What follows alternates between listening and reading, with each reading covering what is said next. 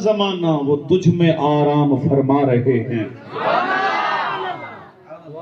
اور شب ولادت میں سب مسلمان کرے نہ کیوں مال جان قربان۔ شب ولادت میں سب مسلمان کرے نہ کیوں جان و مال قربان۔ ابو لہب جیسے سخت کافر خوشی میں جب فیض پا رہے ہیں۔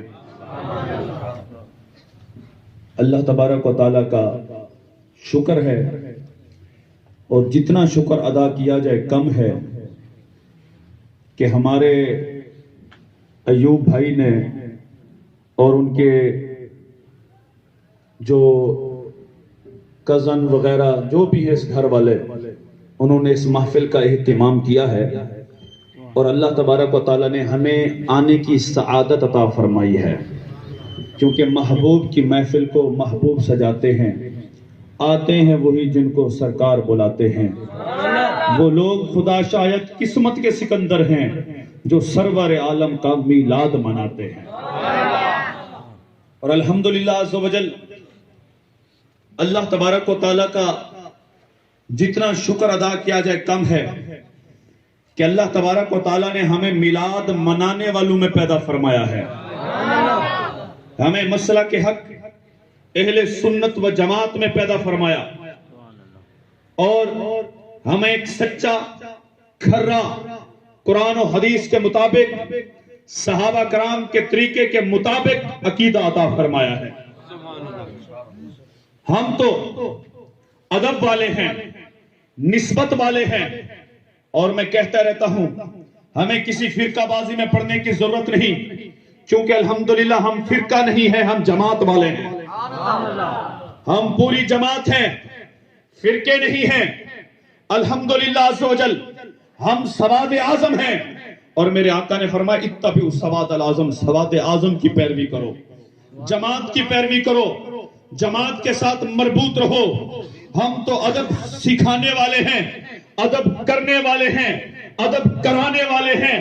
ہم تو یہ کہتے ہیں کہ جس کو میرے آقا علیہ الصلوۃ والسلام سے نسبت ہو گئی ہے وہ افضل ہو گیا ہے، وہ اعلیٰ ہو گیا ہے، کہ جو میرے آقا علیہ الصلوۃ والسلام کے آگے بیٹھا وہ بھی عظمت والا، جو پیچھے بیٹھا وہ بھی عظمت والا، جو دائیں بیٹھا وہ بھی عظمت والا، جو بائیں بیٹھا وہ بھی عظمت والا، اور جس کو میرے آقا نے کندھوں پہ سوار کیا وہ حسین بھی عظمت والا، اور جس نے میرے مصطفیٰ کو کندھوں پہ اٹھایا وہ صدیق اکبر بھی عظمت۔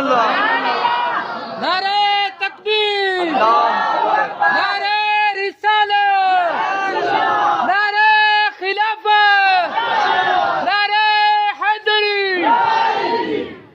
الحمدللہ عز و جل ہماری آستین پہ، ہمارے دامن پہ کسی کی بے ادبی کا داغ نہیں ہے۔ آج لوگ کہتے ہیں نا کہ اتحاد ہو جائے، امت ایک ہو جائے، امن قائم ہو جائے، تو امن کا بڑا آسان سا فارمولہ ہے کہ جو رسول اکرم صلی اللہ علیہ وسلم کی شان کو گھٹاتا ہے، ان کی ذات میں عیبوں کو ڈھونڈتا ہے، نقص کو تلاش کرتا ہے، گستاخی کرتا ہے، اس کو سولی پہ لٹکا دینا چاہیے۔ اسی طرح جو اہل بیت کی شان میں گستاخی کرتا ہے، بے ادبی کرتا ہے، اس کو بھی پھانسی ہو جانی چاہیے، اور جو صحابہ کرام کا گستاخ ہے اسے بھی پھانسی پہ لٹکا دینا چاہیے۔ پھر آپ دیکھیے کہ آپ کا ملک کیسے امن کا گہوارہ بنتا ہے۔ سبحان اللہ۔ کیسے امت ایک نہیں ہوتی؟ ایک امت ہو جائے گی۔ ہم تو سیدھی کھری بات کرتے ہیں۔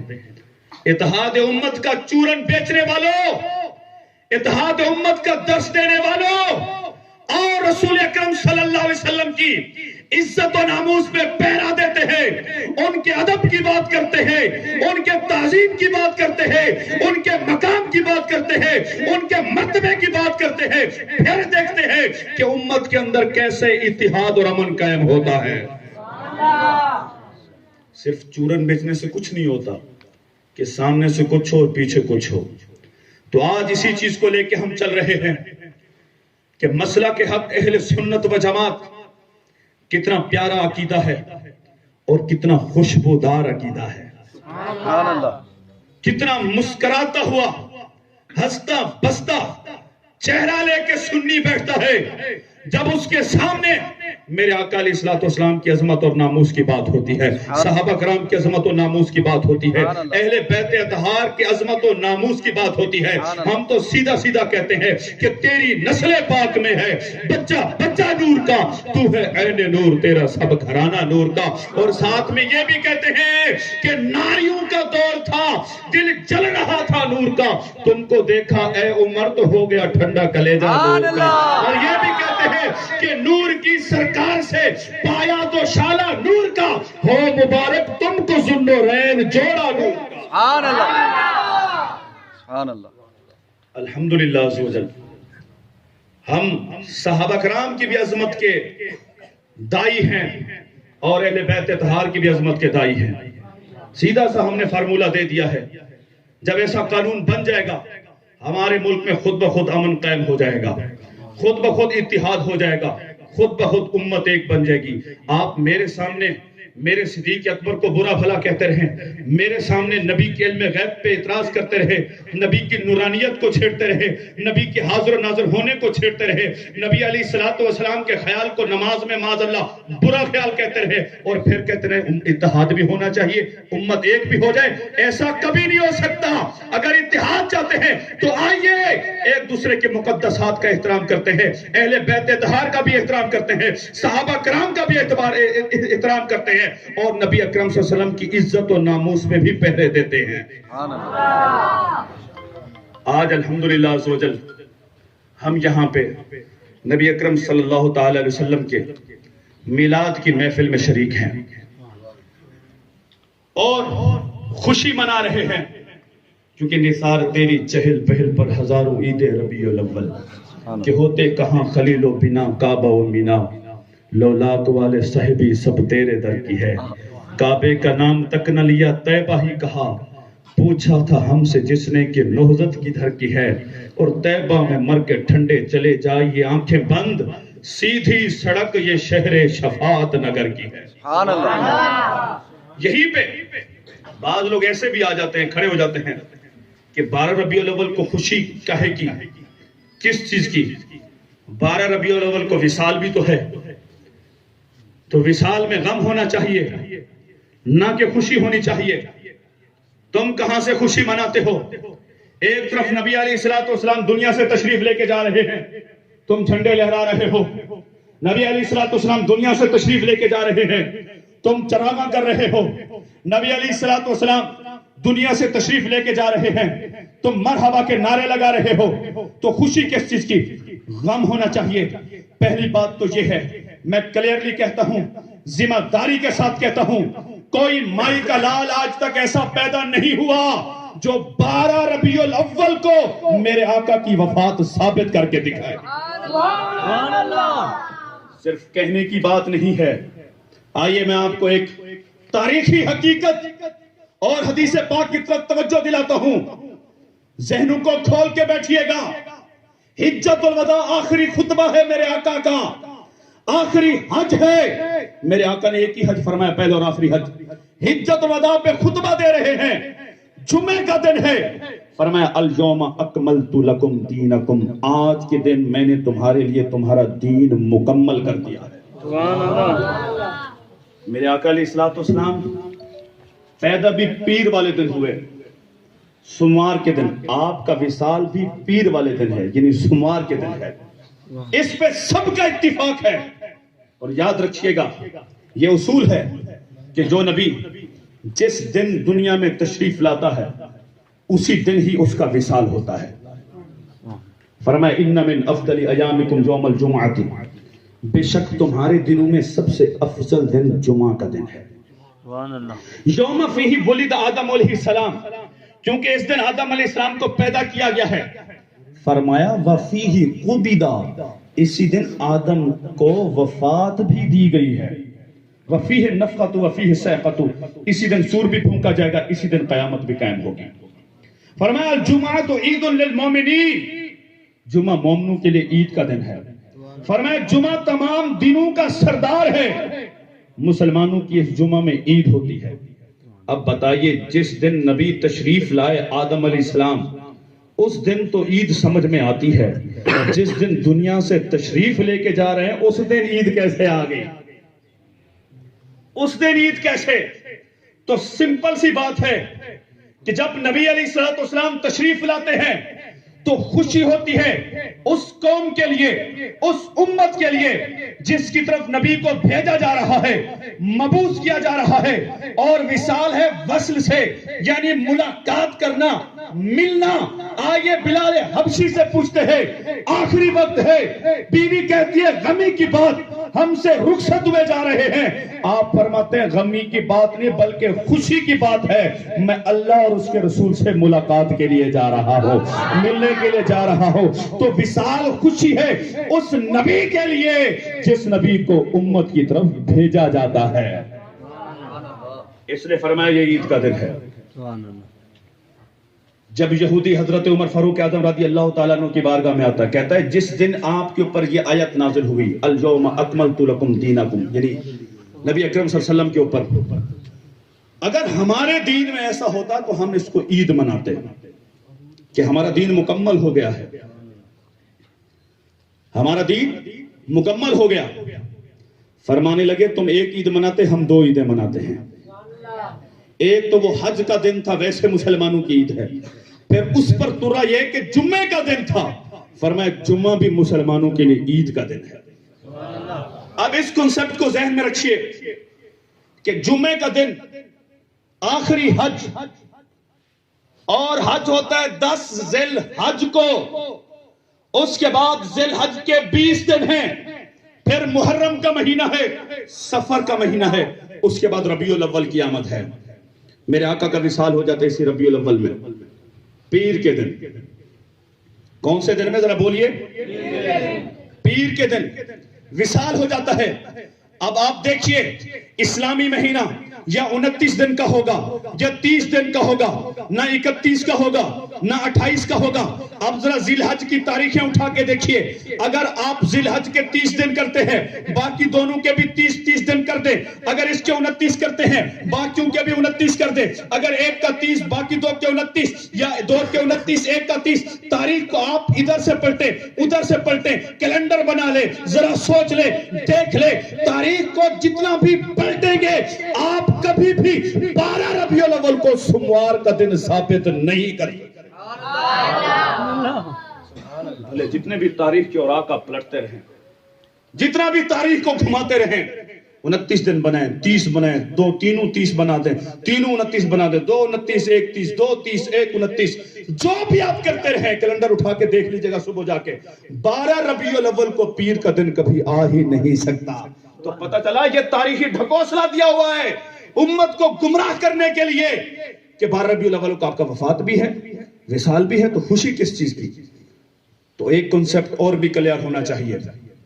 آپ دیکھیے انسان کے اوپر ایک وقت میں ایک کیفیت ہوتی ہے، یا خوشی کی کیفیت ہوگی یا غمی کی کیفیت ہوگی۔ کوئی خوش بیٹھا ہوا میں بولوں کہ ذرا رو لو، کہ مجھے تو خوشی ہے، میری شادی ہے، میں شادی کے دن ماتم کروں، روموں، یہ کیسے ہو سکتا ہے؟ اور اگر کوئی غم میں بیٹھا ہو بولے ذرا خوشی منو، وہ بولے گا یار آج غمی کا دن ہے، فوتگی بھی پڑی، تم مجھے خوشی کی بات کرتے ہو، میرے گھر میں صفے ماتم بچھی اور تم کہتے ہو کہ خوش ہو جاؤ، کیسی باتیں کرتے ہو؟ تو انسان کے اوپر ایک وقت میں ایک کیفیت ہوتی ہے، دوسری نہیں آ سکتی، یا تو خوشی ہوگی یا غمی ہوگی۔ 12 ربیع الاول کو سنی خوشیاں مناتے ہیں، مناتے آئے ہیں، مناتے رہیں گے، لہٰذا جس کو غم سے مطلب ہو وہ جا کے غمیاں منائے۔ ہم تو وہ ہیں کہ حشر تک ڈالیں گے ہم پیدائش مولا کی دھوپ، مثل فارس نجد کے قلعے گراتے جائیں۔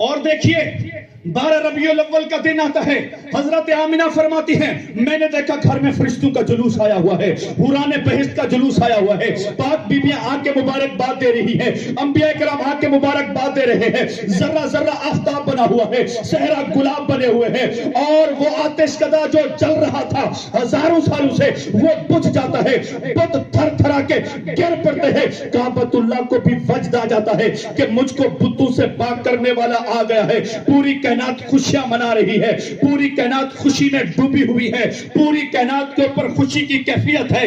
جبرائیل امین جھنڈے لے کے آتے ہیں، ایک مشرق میں لگاتے ہیں، ایک مغرب میں لگاتے ہیں، ایک کعبۃ اللہ کی چھت کے اوپر لگاتے ہیں، پوری کائنات خوشی میں ڈوبی ہوئی ہے، لیکن ایک شخص دور پہاڑوں پہ بیٹھا اپنے سر کے اوپر مٹی ڈال رہا ہے، ہائے ہائے میری تعلیمات کو ختم کرنے والے آ گئے، ہائے ہائے آج وہ آ گئے جو لوگوں کو آگ سے بچا کے جنت میں لے جائیں گے، جو ان کے قدموں سے لگے گا وہ دنیا میں بھی کامیاب ہو جائے گا، آخرت میں بھی کامیاب ہو جائے گا۔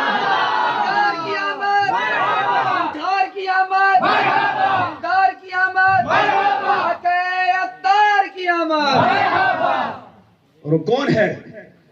مفتی صاحب نے پہلے کہہ دیا نثار تیری چہل پہل پر ہزاروں عید ربیع الاول، سوائے ابلیس کے جہاں میں سبھی تو خوشیاں منا رہے ہیں۔ ابلیس دور بیٹھا ہوا مٹیاں ڈال رہا ہے سر کے اوپر کہ ہائے ہائے میری ساری محنت رائگاں چلی گئی، ساری محنت ضائع ہو گئی۔ تو سنی تو الحمدللہ خوشیاں مناتے آئے ہیں اور مناتے رہیں گے۔ اور یاد رکھیے گا بات کے اوپر دلیل مانگی جاتی ہے، کہاں ہے آیت دکھاؤ، کہاں ہے حدیث دکھاؤ۔ اگر ہمارے اسلامی بھائیوں نے لائٹیں کر دی تو بولے کہاں ہے آیت دکھاؤ، اگر چراغاں کر دیا تو کہاں ہے آیت دکھاؤ، اگر جھنڈے لگا دیے تو کہاں ہے آیت دکھاؤ، محفل میلاد بنا لی تو کہاں ہے آیت دکھاؤ، اگر جلوس میں آگے تو کہاں ہے آیت دکھاؤ، نئے کپڑے پہن لے تو کہاں ہے آیت دکھاؤ، میلاد کا لنگر تقسیم کر دیا تو کہاں ہے آیت دکھاؤ۔ بات پہ آیات مانگنے والوں، کبھی ان سے بھی پوچھا تھا جو مصطفیٰ کے لعاب کو بھی اپنے چہرے پہ ملتے تھے کہ کہاں ہے آیت دکھاؤ، کبھی ان سے بھی پوچھا تھا جو میرے آقا کے وضو کے پانی کو نیچے نہیں گرنے دیتے تھے کہ کہاں ہے آیت دکھاؤ، جو میرے آقا علیہ الصلوۃ والسلام کے نماز کے اندر بھی چہرے کی زیارت کیا کرتے رہتے تھے، کہاں ہے آیت دکھاؤ۔ میرے آقا مسجد میں آتے ہیں تو صفوں کو توڑ دیتے ہیں، صدیق اکبر مصلی چھوڑ دیتے ہیں، میرے آقا آگے تشریف لاتے ہیں، کبھی پوچھا تھا کہاں ہے آیت دکھاؤ، کدھر لکھا ہے دکھاؤ۔ میرے آقا علیہ الصلوۃ والسلام کے گدھے کے بارے میں، خچر کے بارے میں جن کے یہ تصورات ہیں کہ ان کے خچر کا پیشاب تیرے مشک سے بہتر ہے، تجھ سے بہتر ہے، پوچھا تھا کہاں ہے آیت دکھاؤ، تو پتا چلا جو عشق کی عبارت ہوتی ہے وہ کسی کتاب میں نہیں ہوتی بلکہ دلوں میں لکھی ہوئی ہوتی ہے۔ صحابہ کرام علیہ رضوان نے جو ایسا کیا، کہاں ہے آیت دکھاؤ۔ دیکھیے ارباب بن مسعود ثقفی کو کیا کہتے ہیں، کٹر مشرک کفار کا نمائندہ بن کے آتا ہے، لیکن جب نبی اکرم صلی اللہ علیہ وسلم کی بارگاہ میں آتا ہے صلح حدیبیہ کے دن، حدیبیہ کا جو معاہدہ ہوتا ہے، جا کے واپس کہتا ہے اے کفار تم کبھی بھی رسول اللہ صلی اللہ تعالی علیہ وسلم اور ان کے صحابہ کا مقابلہ نہیں کر سکتے۔ کیا وجہ ہے؟ ان کے پاس طاقت زیادہ ہے، عہدہ زیادہ ہے، ان کے پاس مالی طاقت ہے، ان کے پاس افرادی قوت ہے، کیا ہے؟ ارباب بن مسعود ثقفی بڑا پیارا جملہ کہتا ہے کہ میں نے بڑے بڑے محلات دیکھے ہیں، کیسر و کسرا کے دربار میں گیا ہوں، لیکن جس طرح اصحاب محمد صلی اللہ تعالی علیہ وسلم کا احترام کرتے ہیں، ادب کرتے ہیں، میں نے ایسا ادب کسی دنیاوی بادشاہ کا نہیں دیکھا۔ وہ کیا کرتے تھے ادب میں؟ اٹھائیے بخاری شریف، بخاری میں دیکھیے، بات بات پہ بخاری کی رٹ لگانے والے کبھی بخاری کو ذرا غور سے پڑھتے تو بخاری میں یہ بھی ہے کہ میرے آقا عالم ما کان و ما یکون ہے، جو ہو چکا ہے وہ بھی جانتے ہیں، جو ہونے والا ہے وہ بھی جانتے ہیں۔ بخاری میں یہ بھی ہے کہ میرے آقا نے صحابہ کی مشکل کشائی کی ہے، بخاری میں یہ بھی ہے کہ میرے آقا نے صحابہ کی حاجت روائی کی ہے، بخاری میں یہ بھی ہے کہ میرے آقا نے صحابہ کی مشکلیں دور کی ہے، بخاری میں یہ بھی ہے کہ میرے آقا حاضر و ناظر ہیں، بخاری میں یہ بھی ہے کہ میرے آقا نور ہے اور جس پہ ہاتھ پھرتے ہیں اس چھڑی کو بھی نور بنا دیتے ہیں، بخاری میں یہ بھی ہے کہ میرے آقا کا لعاب لگتا ہے تو قتادہ کی آنکھیں روشن ہو جاتی ہے۔ تو ہمیں پھر کہنے دیجئے یہ بخاری ساری کی ساری بڑی ہے پیاری، پر کچھ لوگوں کو ہے بیماری جنہیں نہیں آتی بخاری، کیونکہ پیش کے نبی جو بھی پڑھتے ہیں بخاری آتا ہے انہیں بخار، آتی نہیں بخاری۔ کیونکہ بخاری پڑھنے کے لیے بھی عشق مصطفیٰ چاہیے، میرے آقا علیہ السلام کی عشق کی اینک چاہیے۔ اگر میرے آقا علیہ السلام کا عشق ہی نہیں ہے، ارے دیکھنے والوں نے تو دیکھا تھا، ابو جہل نے بھی دیکھا تھا، عتبہ نے بھی دیکھا تھا، شیبہ نے بھی دیکھا تھا، ابو لہب نے بھی دیکھا تھا، لیکن کچھ ہاتھ نہیں آیا۔ لیکن داتا علی حجویری نے دیکھا نہیں ہے، جلال الدین سیوطی نے دیکھا نہیں ہے، سخی سرور نے دیکھا نہیں ہے، پیر مہر علی شاہ نے دیکھا نہیں ہے بظاہر آنکھوں سے، امام احمد رضا خان نے بظاہر آنکھوں سے نہیں دیکھا، لیکن پھر بھی بہت کچھ پا گئے ہیں۔ وہ دیکھنے والے محروم ہو گئے، یہ نہ دیکھنے والے بہت کچھ پا گئے۔ تاریخ کی اور آنکھ الٹیے، سیرت کا مطالعہ کیجئے، نتیجہ یہی نکلے گا۔ ابو جہل یہی کہتا تھا کہ یتیم و ابی طالب یزعم انہ نبی، کہ ابو طالب کا یتیم بیٹا سمجھتا ہے کہ میں نبی ہوں، یہ تو ہمارے جیسا ہے، یہ تو اس کی بھی دو آنکھیں ہیں ہماری بھی دو آنکھیں ہیں، نبی ہوتا تو فرشتہ ہوتا، یہ کیسے نبی ہے؟ انہوں نے دیکھا تو اپنے جیسا سمجھا، لیکن پیر مہر علی شاہ نے دیکھا نہیں ہے، دیکھا نہیں ہے، دیکھا نہیں ہے، لیکن عقیدہ یہ بنایا ہے کہ ان کے جیسا کوئی نہیں ہے، ان کے جیسا کوئی نہیں ہے، محبوب خدا کا کوئی ہم پایا نہیں ہے، اس شان کا مرسل تو کوئی آیا نہیں ہے۔ بے مثل نے اپنے یار کو بے مثل بنایا، وہاں جسم نہیں تو یہاں سایہ نہیں۔ انہوں نے عقیدہ یہ بنایا تھا، نہیں یہ ہمارے جیسے نہیں ہے، یہ اللہ تبارک و تعالیٰ کے برگزیدہ پیغمبر ہیں۔ سبحان اللہ۔ عروہ بن مسعود ثقفی کہتے ہیں کہ میں نے دیکھا نبی اکرم صلی اللہ تعالی علیہ وسلم جب اپنا لعاب مبارک ڈالتے ہیں وہ نہیں گرتا مگر کسی صحابی کے ہاتھ کے اوپر۔ صحابہ کرام میرے آقا کی لعاب کو نہیں گرنے دیتے نیچے۔ بخاری اٹھائیے، اگر پھر بھی یقین آئے کہ بعض وہ کہتے ہیں یار ایسے ہی کہہ دیتے ہیں، فضائل اعمال پڑھیے، تبلیغی نصاب پڑھیے، آپ کو یہ حدیث اس کے اندر بھی مل جائے گی اور ایسے ہی ملے گی جیسے میں بیان کر رہا ہوں۔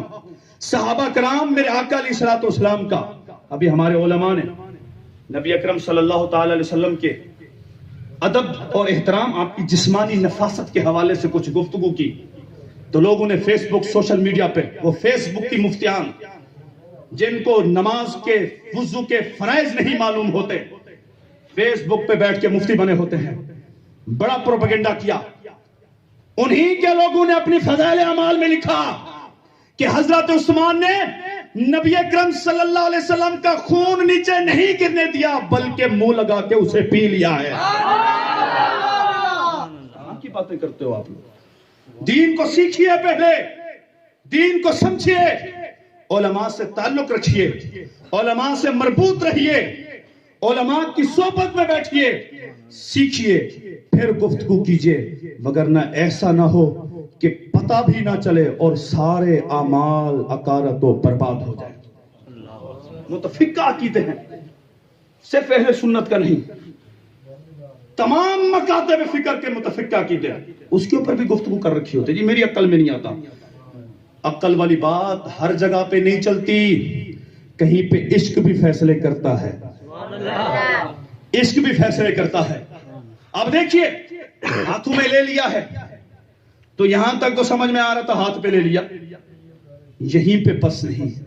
حضرت عروہ بن مسعود ثقفی وہ کون سا عقیدہ تھا، وہ کون سا احترام تھا، وہ کون سا ادب تھا، وہ کون سا مزاج تھا جس نے عروہ بن مسعود ثقفی کو مسلمان ہونے پہ مجبور کر دیا؟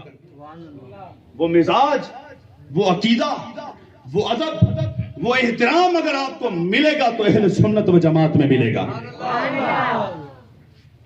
حدیث پاک میں جو الفاظ ہیں وہ نخامہ کے ہیں، نخامہ، گاڑی ریٹھ جسے ہم کہتے ہیں، تھو، ایک ہوتی ہے ہلکی تھو، ایک ہوتی ہے بلغم والی تھو۔ حضرت عروہ بن مسعود ثقفی کہتے ہیں بلغم والی تھو کی میں بات کر رہا ہوں، اس لعاب کی بات کر رہا ہوں۔ وہ لعاب نہیں گرتا مگر کسی صحابی کے ہاتھ کے اوپر، اور جب صحابہ کرام ہاتھوں میں لے لیتے تو پھر کیا ہوتا؟ رومال سے صاف کر دیتے، چادر سے صاف کر دیتے۔ نہیں، صحابہ کرام اسے اپنے ہاتھوں پہ مل کے پھر چہرے پہ مل کے تبرک اور برکتیں حاصل کر رہے ہیں، اور ہمیں یہ پیغام دے رہے ہیں کہ تم ہمسری کا دعویٰ کبھی نہ کرنا، برابری کا دعویٰ کہیں نہ کرنا۔ وہ اور لوگ ہیں جو کہتے ہیں ڈاکیا تھے، بس ڈاک لے کے آئے تھے۔ ارے کہاں کا ڈاکیا، کہاں کی ڈاک؟ یہ ہے شاہ لولاک، ان کے لیے تو پوری کائنات بنی ہے۔ تم ڈاک کی بات کرتے ہو، ایک میسنجر کی بات کرتے ہو، بس پیغام دینے والے تھے، اس کے علاوہ کچھ بھی نہیں تھا۔ نہیں، بتا رہے ہیں کہ یہ وہ ہے جن کے لعاب کو بھی ہم بے مثال سمجھتے ہیں، تو پھر ان کی ذات کو کتنا بے مثال سمجھتے ہوں گے۔ نعرہ تکبیر، اللہ اکبر، نعرہ رسالت، یا رسول اللہ، نعرہ خلافت، نعرہ حیدری، یا علی۔ اب دیکھیے، تبرک حاصل کر رہے ہیں، برکتیں حاصل کر رہے ہیں۔ میرے آقا علیہ الصلوۃ والسلام یہ نہیں کہتے صحابہ قرآن میں تو نہیں آیا، کہاں کی باتیں کر رہے ہو، یہ کیسا کر رہے ہو، غیر اللہ کی تعظیم ہو رہی ہے، یہ کیا کر رہے ہو تو شرک ہو جائے گا۔ نہیں، میرے آقا علیہ الصلوۃ والسلام منع نہیں کر رہے۔ اگلی بات سنیے، فرماتے ہیں جب آپ وضو فرماتے ہیں تو آپ کے وضو کا غسالہ، یہاں پہ مسئلہ سمجھتے جائیں، جو وضو والا پانی ہوتا ہے وہ مستعمل پانی ہوتا ہے، نہیں اب استعمال ہو گیا، اب وہ پاک تو ہے پر پاک کرتا نہیں ہے کسی چیز کو، پاک کرے گا نہیں جس سے آپ جس پانی سے آپ نے وضو کر لیا، وہ مستعمل پانی ہے۔ لیکن صحابہ کرام وہ پانی کیا کرتے ہیں؟ فرمایا وضو کا پانی نیچے نہیں گرنے دیتے، جب آپ وضو فرماتے تو صحابہ نیچے ہاتھ باندھ کے کھڑے ہوتے ہیں، جس صحابی کو ملتا ہے وہ برکتیں حاصل کر کے چہرے پہ ملتا ہے، منہ پہ ملتا ہے، جس کو ملا نہیں ہوتا وہ اسی صحابی کے ہاتھوں پر ہاتھ مس کر کے تبرک حاصل کر کے اپنے چہرے پہ مل لیتا ہے۔ نعرہ تکبیر، اللہ اکبر، نعرہ رسالت، یا رسول اللہ، نعرہ خلافت، نعرہ حیدری، نعرہ غوثیہ۔ حضرت عثمان بن عبداللہ بن موہب کیا فرماتے ہیں؟ فرماتے ہیں حضرت ام سلمہ رضی اللہ تعالی عنہ نبی اکرم صلی اللہ تعالی علیہ وسلم کی زوجہ ہیں، سب سے آخر تک حیات رہی ہیں۔ فرماتے ہیں ان کے پاس ایک چاندی کی ڈبیا ہوتی تھی، چاندی کی ڈبیا، اس چاندی کی ڈبیا میں نبی اکرم صلی اللہ تعالی علیہ وسلم کا ایک بال مبارک تھا۔ بتا رہے ہیں صحابہ ہمارے عقیدے کیا ہیں، ہمارے انداز کیا ہیں، ہمارے مزاج کیا ہیں۔ تمہارے بال وہ ہیں جو وبائیں پھیلاتے ہیں، میرے نبی کے بال شفائیں پھیلاتے ہیں۔ تمہارے بال وہ ہیں جو گندی نالیوں کے اندر بہا دیے جاتے ہیں، میرے نبی کے بالوں کو چاندی کی ڈبیا میں صحابہ سجاتے ہیں، ازواج مطہرات سجاتی ہیں۔ فرماتے ہیں حضرت عثمان بن عبداللہ بن موہب رضی اللہ تعالیٰ عنہ جب بھی کسی کو کوئی نظر لگتی تھی، یہ نظر لگنا ایک مصیبت کا آنا ہے نا، ایک مشکل کا آنا ہے نا، جب بھی کوئی بیمار ہوتا تھا، کوئی مشکل ہوتی تھی نا، بیماری آتی تھی نا، نظر لگتی تھی نا، بیماری آ گئی ہے۔ آج اگر بیماری کسی کوئی مشکل آئے گی، آ گیا سخی سرور رحمت اللہ علیہ کے دربار کے اوپر کہ اللہ کے برگزیدہ ہیں، نیک ہیں، ان کی برکت سے دعا مانگیں گے تو قبول ہوگی، ان کا وسیلہ دیں گے تو دعا قبول ہوگی، تو فوراً بولے کہ شرک ہو گیا، یہ تم نے کیا کر دیا، یہ تو شرک ہو گیا. نہیں, صحابہ کی بھی مشکلیں تھیں, پریشانیاں تھیں, اور وہ توحید کے علم بردار تھے. علم بردار توحید کو پھیلانے والے تھے, بتوں کو مٹانے والے تھے, شرک کو مٹانے والے تھے. لیکن کیا کہتی ہے, کیا کہتی ہے, جب بھی کوئی نظر لگتی, جب بھی کوئی مشکل پیش آتی, آ جاتے صحابہ کرام ان کی بارگاہ میں ایک پیالہ لے کے. حضرت ام سلمہ کیا کہتی ہیں, اللہ سے مانگو نا, ڈائریکٹ میرے پاس کیا آ گئی, یہ غیر اللہ کی تعظیم ہوگی. اللہ سے ہونے کا اور مخلوق سے نہ ہونے کا پکا ذہن بن جائے. یہ کیا ہے, قرآن مجید کو تم نے سمجھا ہے, صحابہ نے نہیں سمجھا. اذهبوا بقمیصی ھذا فالقوه علی وجه ابی یاتی بصیرا, لے جاؤ میری اس قمیص کو ڈال دو میرے والد کی آنکھوں کے اوپر, اللہ تعالیٰ نگاہیں عطا فرما دے. دعا بھی تو مانگی جا سکتی تھی, اللہ کے نبی تھے, ہاتھ اٹھاتے دعا پوری ہو جاتی. نہیں, قمیص کو لے جاؤ تاکہ لوگوں کو پتہ چل جائے جو اللہ کے نیک بندے ہوتے ہیں, ان کے جو تبرکات ہوتے ہیں, ان کا احترام, ان کی تعظیم, یہ شرک نہیں ہے بلکہ ہماری توحیدیں ہیں. یہ کہاں سے آ گیا, اللہ سے ہونے کا اور مخلوق سے نہ ہونے کا. ہم بھی کہتے ہیں مخلوق سے کچھ نہیں ہوتا. یہودیوں نے کہا تھا ید اللہ مغلولہ, اللہ کے ہاتھ تو بندھے ہوئے ہیں, کسی کو کچھ دیتا ہی نہیں ہے. اللہ تعالیٰ کیا فرماتا ہے, غلت ایدیہم, ان کے ہاتھ باندھ دیے گئے ہیں. فرمایا بل یداہ مبسوطتان, ان کے ہاتھوں کو باندھ دیا گیا ہے. اللہ تعالیٰ تو جسے چاہتا ہے اپنے فضل سے عطا کر دیتا ہے, جسے چاہتا ہے داتا بنا دیتا ہے, جسے چاہتا ہے لکھ داتا بنا دیتا ہے, جسے چاہتا ہے غوث اعظم بنا دیتا ہے. بس نظر ہونی چاہیے جو دیکھے کہ اللہ تبارک و تعالیٰ نے کس کے اندر کتنا کمال رکھا ہوا ہے. یہودی کہتے تھے کہ اللہ کے ہاتھ بندھے ہوئے ہیں, وہ کسی کو کچھ نہیں دیتا. ہم بھی یہ کہتے ہیں کہ مخلوق سے کچھ بھی نہیں ہوتا, لیکن جو اللہ کے نیک بندے ہوتے ہیں اللہ تعالیٰ انہیں عطا فرما دیتا ہے. فَإِنَّ اللَّهَ هُوَ مَوْلَاهُ وَجِبْرَائِيلُ وَصَالِحُ الْمُؤْمِنِينَ. حفاظ کرام تشریف فرما ہے, اگر آیت میں زبر زیر کی غلطی تو بتا دیجئے گا. فرمایا پس بے شک, فَإِنَّ اللَّهَ, پس بے شک, ہوا مولا, اللہ ان کا مددگار ہے. مولا, آج حضرت علی کو مولا کہہ دیں, مشکل کشا کہہ دیں تو فوراً شرک کی مشین آ جاتی ہے. یہ کیا کہتے ہیں, اللہ کے سوا کوئی مولا نہیں. جبکہ اپنے مولوی صاحب کہہ رہے تھے مولانا صاحب ذرا تشریف لائیے. مولا کا مطلب کیا ہے, مددگار. مولانا ہمارا مددگار, دین کے معاملے میں ہماری مدد کر رہا ہے. حضرت عیسیٰ نے کیا کہا تھا, من انصاری اللہ, کون ہے جو اللہ کی طرف میری مدد کرے. فرمایا نحن انصار اللہ, ہم اللہ کے مددگار ہیں. اللہ کے, قرآن کے الفاظ انصار اللہ, اللہ کے مددگار ہیں. مطلب کیا تھا, یہ اللہ کے دین کے مددگار ہیں. تو اگر غیر اللہ کی مدد شرک تھی تو پھر یہ کیا ہے, فَإِنَّ اللَّهَ هُوَ مَوْلَاهُ, اللہ بھی ان کا مددگار ہے. وَجِبْرَائِيلُ, اور جبرائیل بھی مددگار ہیں. وَصَالِحُ الْمُؤْمِنِينَ, نیک ایمان والے بھی ان کے مددگار ہیں. وہ بھی مدد کرنے والے ہیں, وہ بھی مددگار ہیں. تو حضرت ام سلمہ نے یہ نہیں بولا یہ کیا کر دیا تم نے, یہ تو نیا عقیدہ آ گیا ہے, تم میرے پاس آگو, اللہ سے مانگو نا, ڈائریکٹ مسجد میں جاؤ مانگو, کچھ بھی نہیں ہونے والا. نہیں, وہ اپنے کسی بیٹے کو منع نہیں کر رہی اور امت کو درس دے رہی ہے. یہ ہماری توحید ہے کہ انبیاء کرام نبی اکرم صلی اللہ علیہ وسلم کے تبرکات کی تعظیم سے ہماری توحید میں کوئی فرق نہیں پڑتا. یہ بخاری اٹھائیے, جب قبیلہ بنی عمرو بن عوف کی صلح کرانے کے لیے جاتے ہیں میرے آقا علیہ الصلوۃ والسلام. اب دیکھیں, نماز سے بڑی بھی کوئی چیز ہے, رب تبارک و تعالیٰ کی عبادت ہے. بندہ نماز میں اللہ کے قریب ہوتا ہے, وہ سب سے زیادہ سجدے میں قریب ہوتا ہے.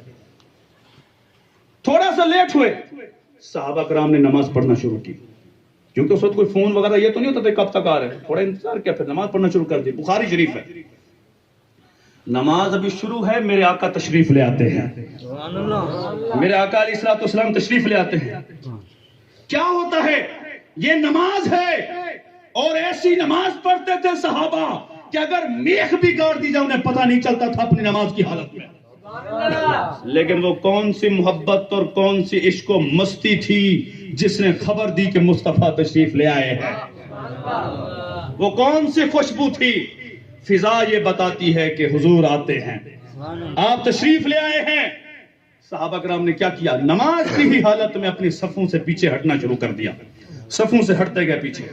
یہ نماز تھی، اللہ تبارک و تعالیٰ کی عبادت تھی، لیکن صحابہ نے ہمیں بتایا وہ اور لوگ ہیں جو بولے کہ نماز میں نبی کا خیال نہیں آنا چاہیے۔ ہم تو وہ ہیں کہ نماز کی حالت میں بھی مصطفیٰ کا ادب اور احترام بجا لایا۔ کس خیال میں ہو؟ اللہ اکبر، نعرہ رسالت یا رسول اللہ، نعرہ خلافت، نعرہ حیدری، سرکار کی آمد، مرحبا، سردار کی آمد، مرحبا۔ تم کس خیال میں ڈوبے ہو کہ نماز میں نبی کے خیال پہ گفتگو ہو رہی ہے؟ ہم تو خیال تو دور کی بات، نماز کی حالت میں بھی تعظیم مصطفیٰ بجا رہے ہیں۔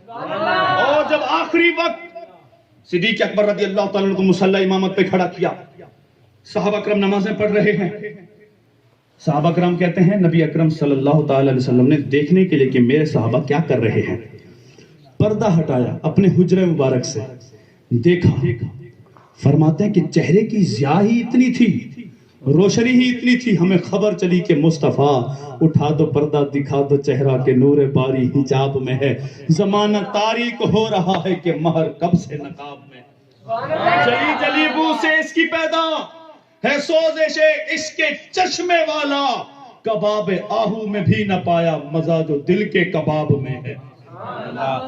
کہتے ہیں میرے آقا نے جو ہی پردہ اٹھایا، صحابہ کرام کو پتہ چل گیا کہ نبی اکرم صلی اللہ علیہ وسلم تشریف فرما ہیں، دیکھ رہے ہیں۔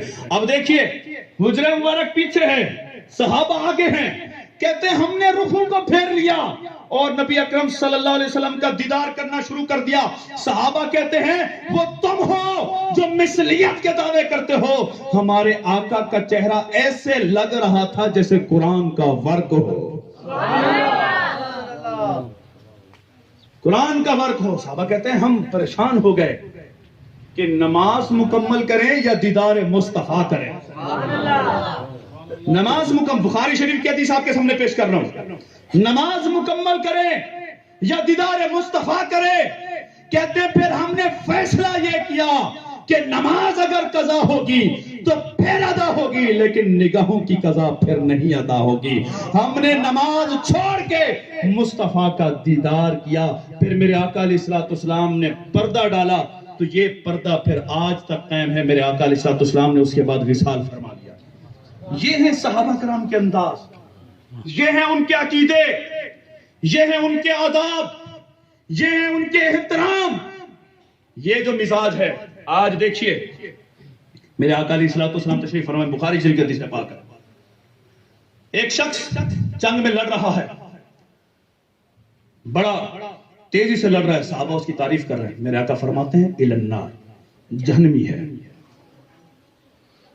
صحابہ کرام نے کہا کہ حضور وہ بڑا لڑا ہے، جنگ کے اندر فرنٹ لائن پہ سب سے آگے، ایسا نہیں ہے کہ تلوار کے وار سے بچنے کے لیے پیچھے ہو جائے یا چھپ کے کھڑا ہو جائے منافقت کا اظہار کرے، نہیں، بڑا لڑا ہے حضور، لڑتے لڑتے شہید ہو گیا ہے۔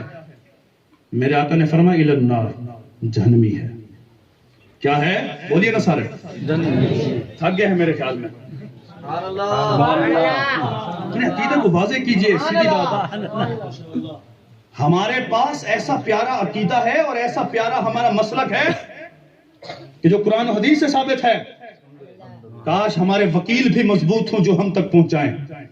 آج ہمارے اندر جو کمی ہے ایک ہماری اپنی کوتاہی ہے کہ ہم دین کے معاملے میں احتیاط نہیں کرتے، اور پھر ہمارے وکیل بھی کمزور ہیں جنہوں نے ہمیں دین صحیح معنوں میں بتلایا نہیں۔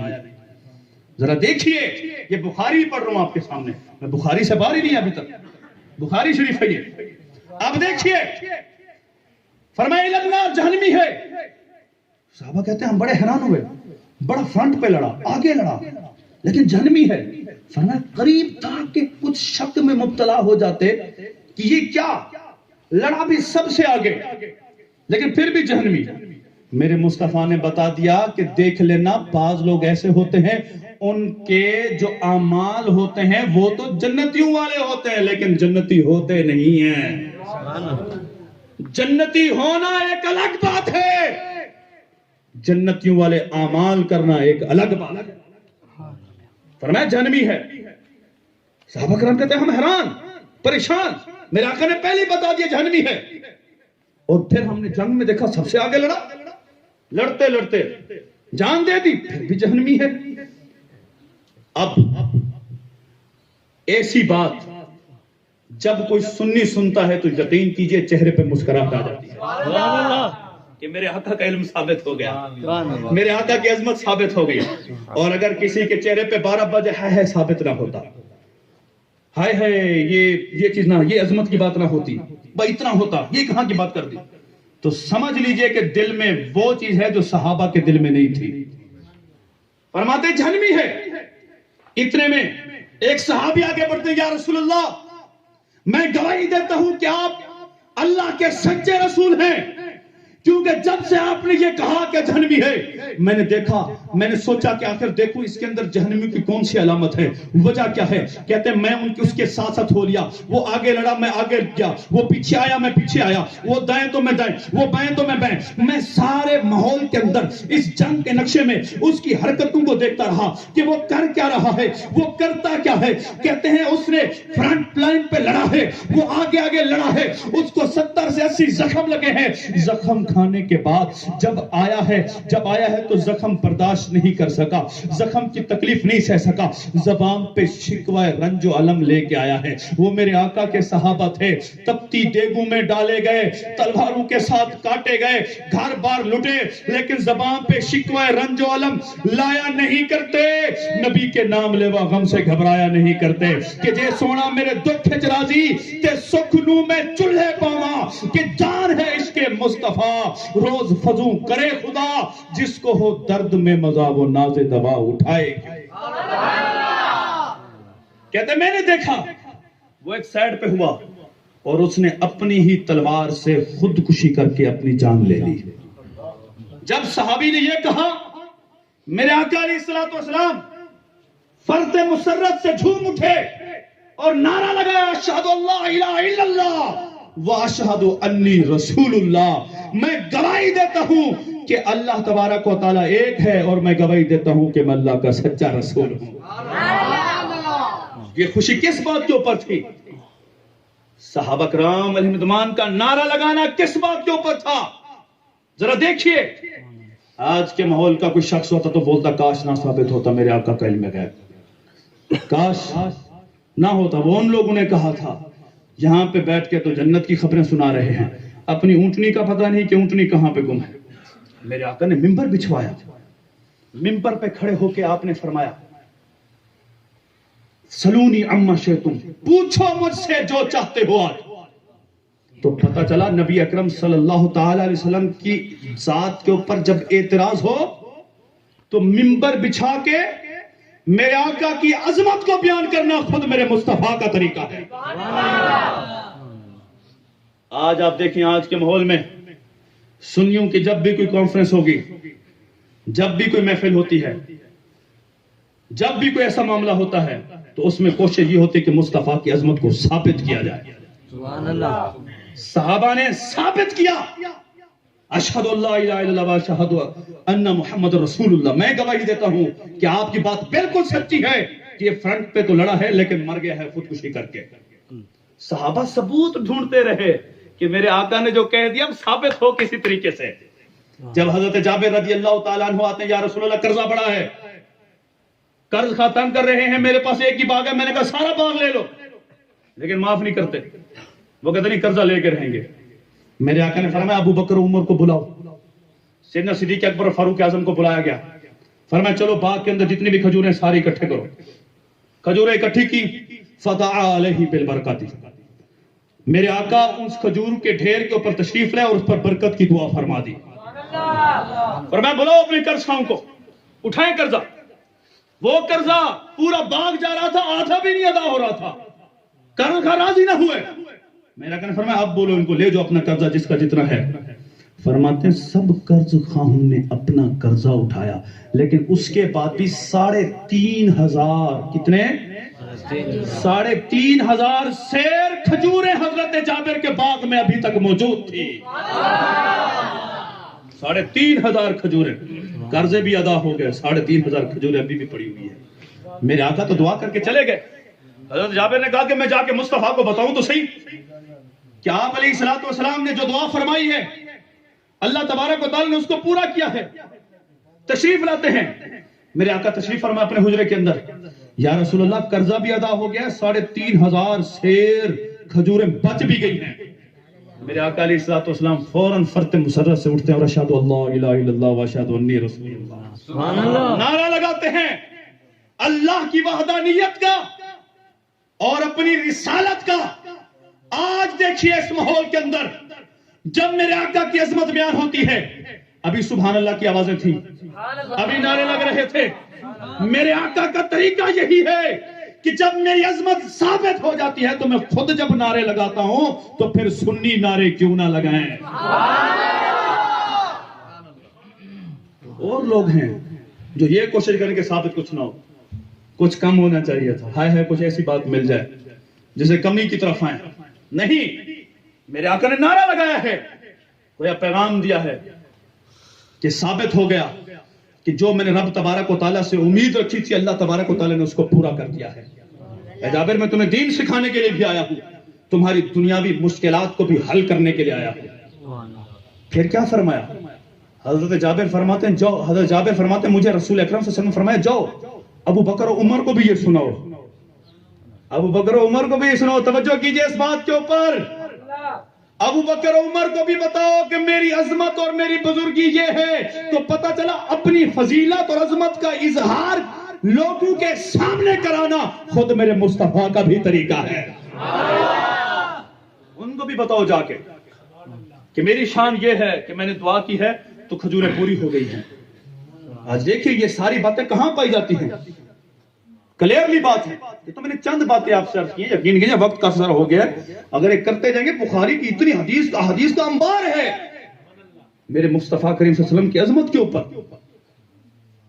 ایک ایک حدیث کے اندر کہیں پہ آپ کا علم غیب ثابت ہو رہا ہے کہیں پہ آپ کی نورانیت ثابت ہو رہی ہے پڑھنے والے تو بنے سیکھنے والے تو بنے کچھ سیکھے تو صحیح کتنی کتابیں ہم نے پڑھی کتنا علماء کی صحبت میں بیٹھے کتنا ہم نے سیکھا ہے دین کے بارے میں سوچا ہے بس جس نے جو کہہ دیا ہاں ٹھیک کہا ہے اس نے وہ جیسے بکری کے بچے کو پکڑ کے ادھر کھڑا کر دے ادھر آ جاتا ادھر کھڑا کر ادھر آ جاتا ہے ایسا نہ بنیے کھرے اور کھوٹے کو پہچانیے کہ کھرا کیا ہے کھوٹا کیا ہے پہلے کیا تھا اب کیا ہے پہلے کیا تھا اب کیا ہے اہل سنت کی تاریخ تو 1400 سال پرانی ہے یہ باقی فرقے مرقے جماعتیں ماتیں ان کی تاریخ بعد میں آئی ہے اہل سنت سب سے پہلے آئے ہیں صحابہ کرام احمدمان آج لوگ کہتے ہیں کہ صحابہ کرام سنی نہیں تھے تو مسلمان تھے نہیں فرمایا ہوا جماعت ومان آلہ و صحابی اور اس طرح کی 20 حدیثیں آج بھی موجود ہیں کہ وہ سنت و جماعت کہ میرے آقا نے فرمایا جو کامیاب ہوگی وہ سنت جماعت ہوگی سبحان اللہ سنی مسلمان تھے یاد رکھیے گا ایسا نہیں ہے کہ یہ تو آپ سے بن گیا ہم تو سارے بس ہم تو بس مسلمان ہیں یہ ایک نیا فرقہ آ گیا یاد رکھیے گا ہم مسلمان ہیں ہم کسی کو نہیں مانتے یہ نیا آ گیا ہے نیوٹرل کا مطلب کیا ہے لبرل بے دین ملحد کسی کی نہ ماننے والے ہم اپنی مانتے ہیں عقل میں جو آئے ہم اس کو مانتے ہیں بس نہیں عقل کے گھوڑے ہر جگہ پہ نہیں دوڑانے ہوتے کہیں پہ عقل کو ذرا بٹھانا ہوتا ہے عرش پہ جا کے مرغ عقل تھک کے گرا غش آ گیا وہ عقل ساتھ میں گئی تھی نا کہ کہاں تک جاتے ہیں معراج کی رات میں فرمایا پڑے ہیں یہاں خود جہت کو لالے کسے بتائے کدھر گئے تھے ہم تو جہت بھی پریشان گمان امکان کے جھوٹے نکتو تم اول آخر کے پھیر میں ہو محیط کی چال سے تو پوچھو کدھر سے آئے کدھر گئے تھے جہت کو بھی یہاں سراغ عین و متا کہاں تھا نشان کیف و الہ کہاں تھا عین کہاں متا کب کیف کیسے الہ کہاں تک فرمایا کب کہاں تک یہ تو تھا ہی نہیں عرش پہ جا کے مرغ عقل تھک کے گرا، غش آ گیا، عرش تک تو عقل ساتھ میں گئی، لیکن فرمایا ہائے ابھی منزلوں پر پہلی ہی اڑان ہے۔ عرش کی عقل دنگ ہے، چرخ میں آسمان ہے، جانے مراد ہے کدھر اب تیرا مکان ہے۔ وہ تو بہت آگے جانا ہے۔ نبی اکرم صلی اللہ علیہ وسلم کو اپنی عقل پہ تولیں گے؟ ابو جہل نے عقل پہ تولا تھا، ابو لہب نے عقل پہ تولا تھا، عتبہ نے عقل پہ تولا تھا۔